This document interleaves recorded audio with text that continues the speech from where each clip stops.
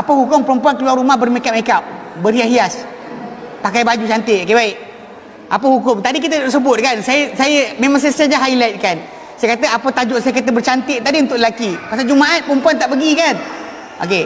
Cerita dia macam ni. Dalam Islam untuk wanita, dengar tidak dibenarkan untuk keluar rumah dalam keadaan berhias apabila ia terdedah kepada orang-orang asing.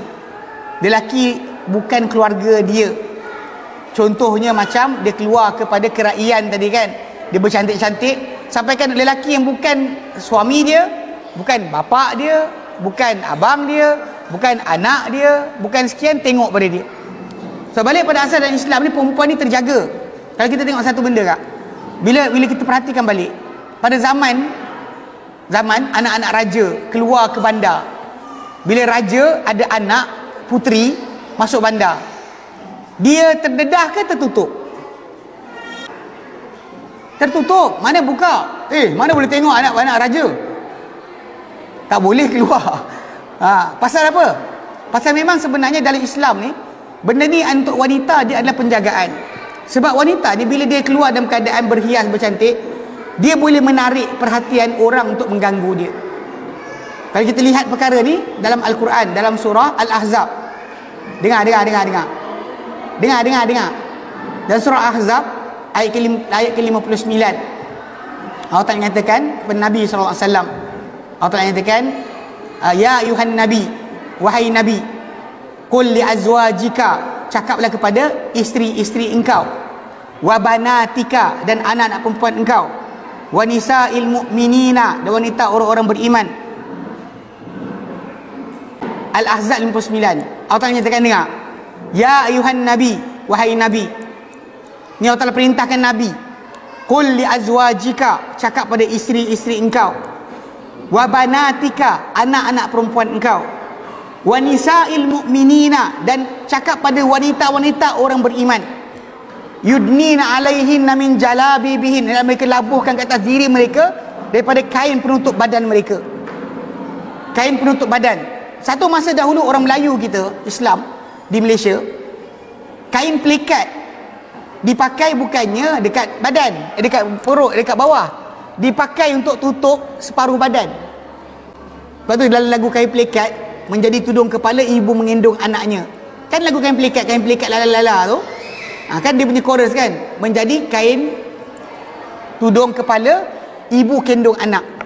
Sebab memang dulu saya tengok cerita Piramli kot, cerita Hang Tuah.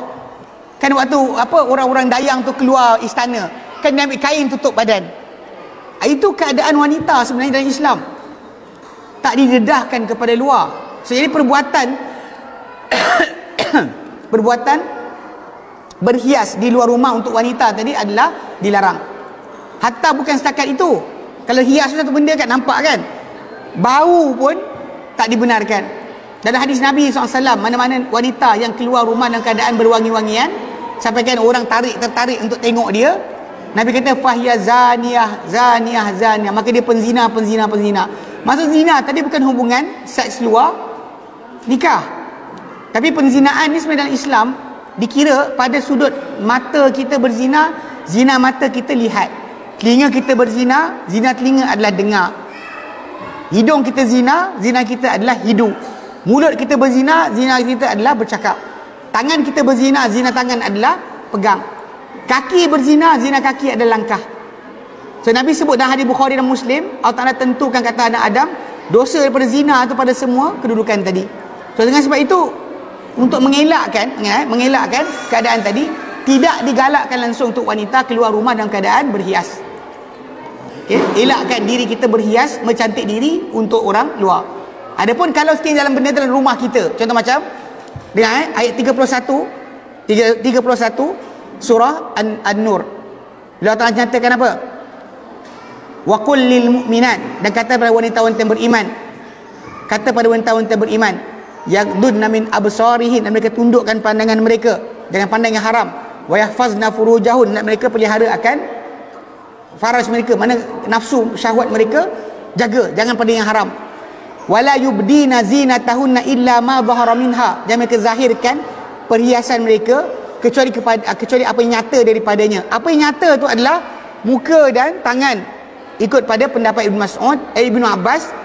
Dan baju tu sendiri, kalau Ibnu Mas'ud cakap dua tu je. Sahabat Nabi A kata macam ni, B macam ni. Kemudian Allah Ta'ala kata apa? Wal yadrib nabi khumurihinna ala jiyubin, melabuh, hendaklah mereka melabuhkan tudung kepala mereka ke atas belahan baju mereka. Okay, itu Allah Ta'ala arahkan lagi. Allah Ta'ala kata wala yubdina zinatahunna, jangan mereka tunjuk perhiasan mereka illa li bu'ulatihinna, kepada suami mereka, kecuali kepada suami mereka, au abaihinna, atau bapa-bapa mereka, au abai bu'ulatihinna, atau bapa-bapa suami mereka, au abnaihinna, atau anak-anak lelaki mereka, au abnai bu'ulatihinna, atau anak-anak lelaki suami mereka, au bani ikhwanihinna, atau anak lelaki saudara lelaki mereka, au bani akhwatihinna, atau anak-anak lelaki saudari perempuan mereka.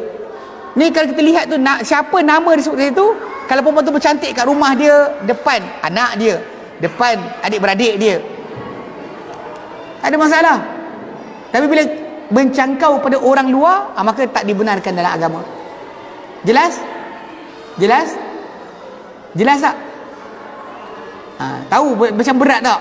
Kalau datang kelas hari ni, kalau tak jumpa ustaz ni, alhamdulillah, ni ustaz cakap dah tak boleh dah buat lepas ni.